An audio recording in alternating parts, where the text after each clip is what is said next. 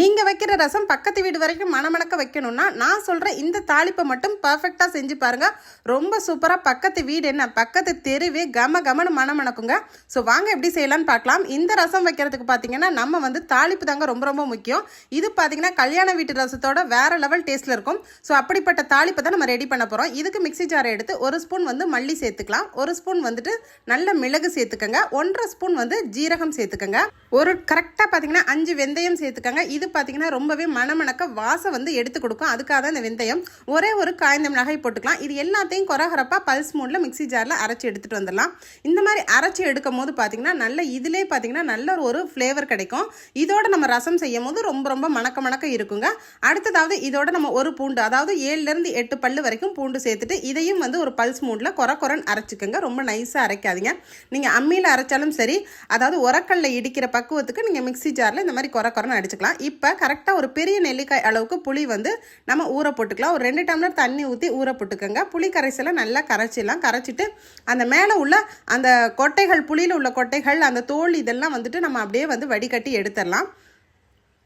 இதோட சேர்த்து பார்த்தீங்கன்னா நல்ல தக்காளி பழம் போடணும். நாட்டு தக்காளி பழம் இப்போ கிடைக்கிறதில்ல. அந்த மாதிரி பழத்தில் நம்ம மேலே உள்ள அந்த விதைகளை மட்டும் எடுத்துட்டு மெலிசாக கட் பண்ணிக்கலாம்.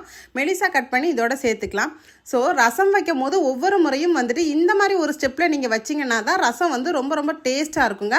நம்ம வைக்கிற ரசம் வந்துட்டு அவசர ரசமாக இருந்தாலும் இந்த மாதிரி வந்து கரெக்டாக ஃபாலோ பண்ணுங்கள் நான் சொல்கிற அளவுகளை.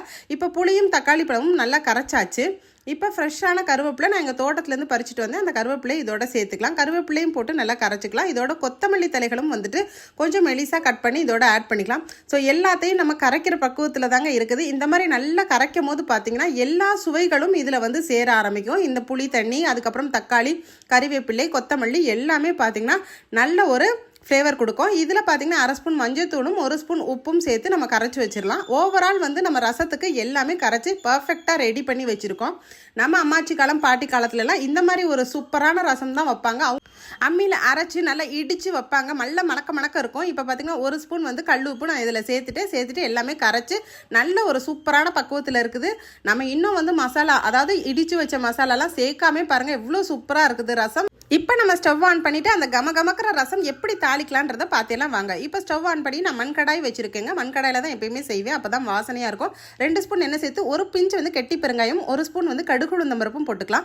2 பச்சை மிளகாயும் ஒரே ஒரு காய்ந்த மிளகாயும் கீரி போட்டுக்காங்க. கருவேப்பிலை ஃப்ரெஷ்ஷாக போட்டுக்கலாம். இது எல்லாத்தையும் வெடிச்சதுக்கப்புறம் நம்ம ஏற்கனவே வந்து அதாவது மிக்ஸி ஜாரில் அரைச்சி வச்சுருக்கோம் பார்த்தீங்களா, அந்த விழுதை வந்து இதோட சேர்த்துக்கங்க. சேர்த்துட்டு நல்லா வதக்கி கொடுங்க. இந்த லைட்டாக எண்ணெயில் வதக்கும் போதே பார்த்தீங்கன்னா வேறு லெவல் வாசனை இருக்குங்க. ரொம்ப சூப்பராக இருக்கும். இப்போ நம்ம கரைச்சி வச்சிருக்க அந்த கொத்தமல்லி, அந்த ரசம் கலவை உள்ளதையும் போட்டு வதக்கிடலாம். வதக்கிட்டு எல்லாத்தையும் வதக்கிட்டு அப்படியே தண்ணியை ஊற்றிட வேண்டியதாங்க. ரொம்ப சூப்பராக ரசம் ரெடி ஆயிடுச்சு. லைட்டாக கொத்தமல்லி தலையை மட்டும் மேலே தூவி விட்டு நல்லா பொங்கும் போது கொதிக்க விடக்கூடாதுங்க. கொதிச்சிச்சின்னா ரசம் கடுத்துடும். கொதிக்காமல் நல்லா பொங்குற ஸ்டேஜில் ஆஃப் பண்ணி வச்சா ரசமா ஆஹா தேவாமிர்தம் மாதிரி இருக்குங்க. அந்த மாதிரி ஒரு மணக்க பக்கத்து தெருவே மணக்கிற மாதிரி ஒரு சூப்பரான பர்ஃபெக்டான ரசம் வச்சு காமிச்சிருக்கேன். ஸோ இதே மெத்தடில் நீங்களும் ரசம் வச்சு பார்த்துட்டு இதோட டேஸ்ட் மட்டும் எப்படி இருக்குன்றதை உங்களோட கருத்துக்களை என்னோட ஷேர் பண்ண மறந்துடாதீங்க. இன்னைக்கு நான் சொல்லியிருக்க இந்த யூஸ்ஃபுல்லான ரசம் வீடியோ உங்களுக்கு ரொம்பவே பிடிக்கும்னு நினைக்கிறேன். பிடிச்சிருந்தா நம்ம வீடியோக்கு மறந்துடாமல் லைக் போட்டுக்கோங்க. இந்த மாதிரி வித்தியாசமான வீடியோக்கெல்லாம் தொடர்ந்து நீங்கள் வாட்ச் பண்ணணும்னு நினச்சிங்கன்னா நம்ம பேஜை தொடர்ந்து ஃபாலோ பண்ணிக்கோங்க. இப்போ நமக்கு ரொம்ப சூப்பராக கமன் ரசம் ரெடி ஆயிடுச்சுங்க. எப்பயுமே நம்ம ரசம் பார்த்துக்கிட்டே இருந்தோம்னா பொங்காதுங்க. கொஞ்சம் நீங்கள் நவுந்துட்டீங்கன்னா டக்குன்னு கொதி வந்துடும். பாருங்க, இப்போ இந்த பொங்குற ஸ்டேஜில் டக்குன்னு லைட்டாக வந்துட்டு ஒரு காட்டம்ல தண்ணி ஊற்றி ஸ்டவ் ஆஃப் பண்ணி வச்சிருங்க. வாவ், சூப்பரான ரசம். இன்னும் எதுக்குங்க நீங்கள் வெயிட் பண்ணுறீங்க? உடனே இன்னைக்கு இந்த அதிரடியாக மணக்க சூப்பரான சுவையான ரசம் வந்து நீங்களும் வச்சு பாருங்கள். ஸோ இந்த வீடியோ பிடிச்சிருந்தா லைக் பண்ணி நிறைய ஷேர் பண்ணிக்கோங்க. தேங்க்யூ. தேங்க்ஸ் ஃபார் வாட்சிங்.